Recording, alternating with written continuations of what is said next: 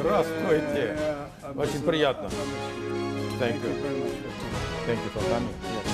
I should like to, first of all, ask you some personal questions.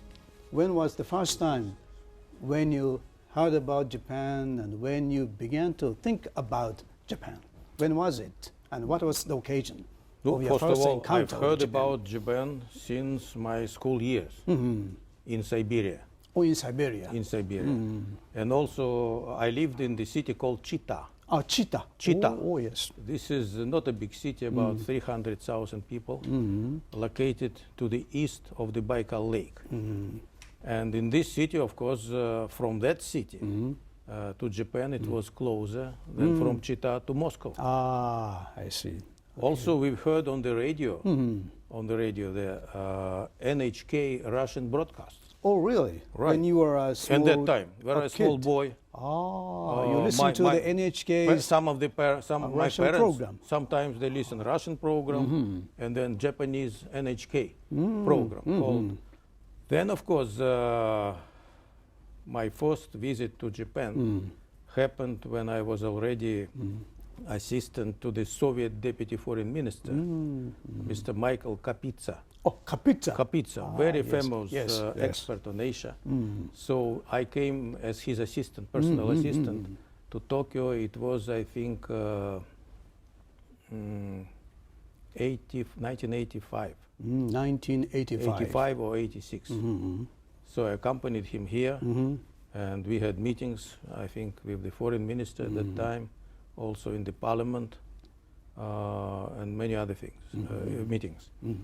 After that, I traveled to Japan several times for consultations on Asian affairs, because I was in charge of First Asia Department in Moscow, dealing with Northeast Asia. And I also came here several times with our former foreign ministers, like Evgeny Primakov. Oh, Primakov, yes. Or Igor Ivanov. Ivanov. So I also came here. Also, I traveled to Niigata, where you have ARENA Institute, I see. Energy Research Institute for Northeast Asia. So I was for some conferences there. And I arrived here as ambassador in April 2012, exactly on the day when Yuri Gagarin went to space many years ago, April 12. So that's my story. Now I'm here. I see. Yeah. I see. And I know that you are an expert not only on Japan but also on Asia as a whole. You served as an ambassador to South Korea. Yes. You know, and so you cover not only Japan but also the neighboring Asian countries as well. Yes, I was ambassador to South Korea, and after that, for 4 years, I was ambassador to Thailand, 5 years. Of course, before I served in China in 1970s during Cultural Revolution, and I also served in Washington, D.C., in our embassy in the United States. So in between, I was in Moscow. I see. So I understand some of Japanese characters, many of them. Good. But I cannot pronounce them. So I understand the main meaning.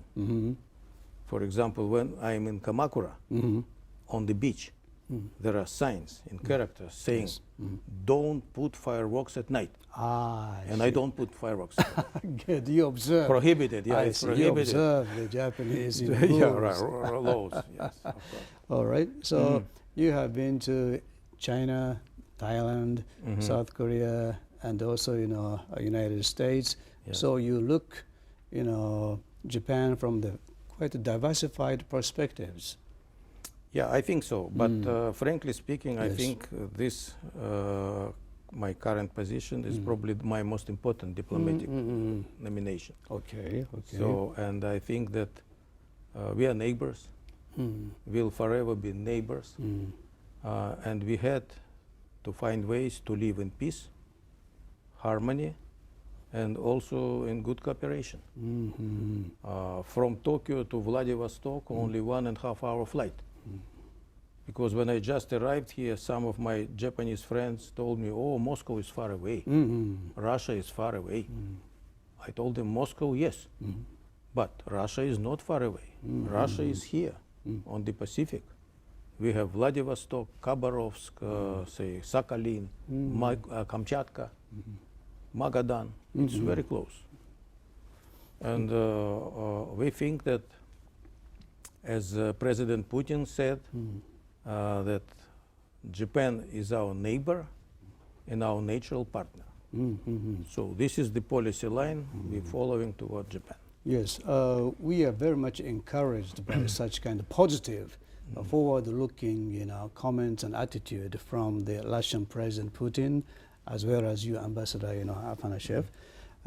So every Japanese citizens are looking forward to have an improved, trustworthy relationship between Russia and Japan. As you mentioned, we are two neighboring countries, and we could benefit each other by working together.